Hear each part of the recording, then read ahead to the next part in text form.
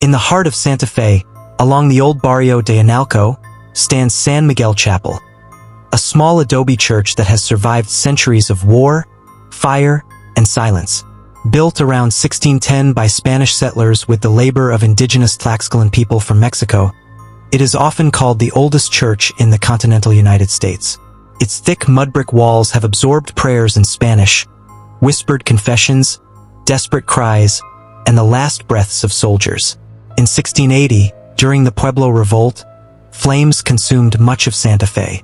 The chapel was damaged, its roof burned, its sacred interior scarred by violence.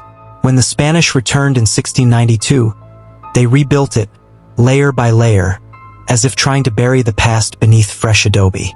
Over the centuries, the structure was repaired again and again, but the foundation remained old, older than memory, older than forgiveness.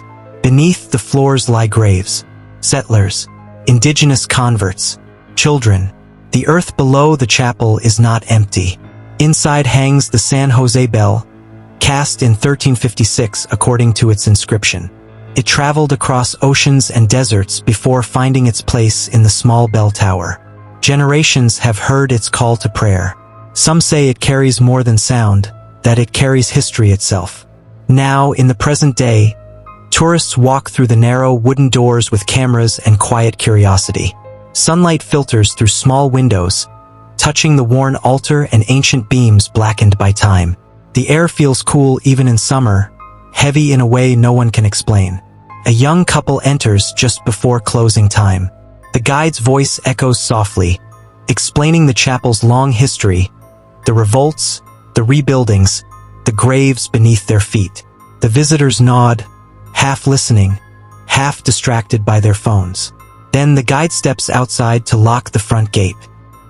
The couple remains inside for only a moment longer.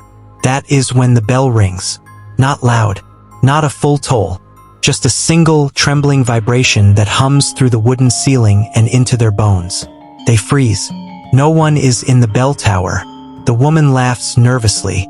Maybe it's automated, she whispers, but there is no electrical system connected to that ancient bell.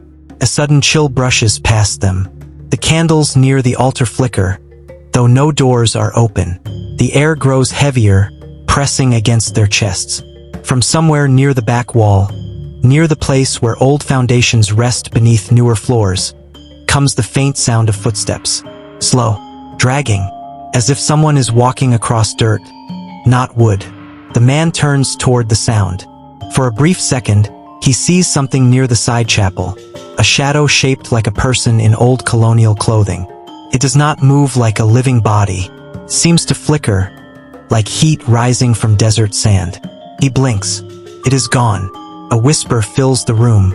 Not one voice but many, murmured prayers in Spanish. A cry in a language older than the chapel itself. The woman covers her ears, but the sound is not entering from outside. It is rising from beneath. From the ground, the floorboards creak sharply. Another bell vibration shudders through the walls, longer this time, trembling with a sorrowful tone that feels almost human. The couple rushes toward the door, pulling it open into the fading evening light of Santa Fe. Outside, the street is calm. Cars pass. The sky glows orange over adobe rooftops. Everything feels normal. Behind them, the chapel stands silent once more. The guide looks confused. "Did you hear something?" he asks. The couple hesitates. From inside the small bell tower comes one final soft chime. Gentle, almost like a heartbeat.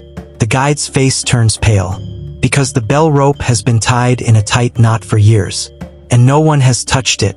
The doors of San Miguel Chapel close for the night, just as they have for over 400 years.